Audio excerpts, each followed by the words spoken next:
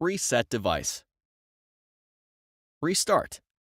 If a power cycle doesn't fix the issue, try performing a device restart.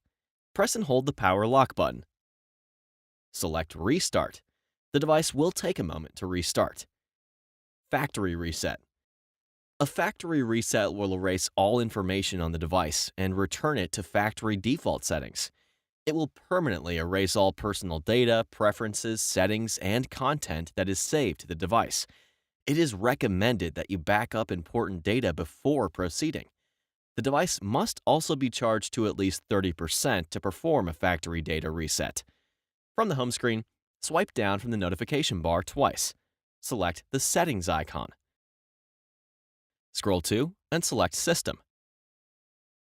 Select the Advanced drop-down menu, then select Reset options. Select Erase all data, Factory data reset. Select Reset phone. Select Erase everything.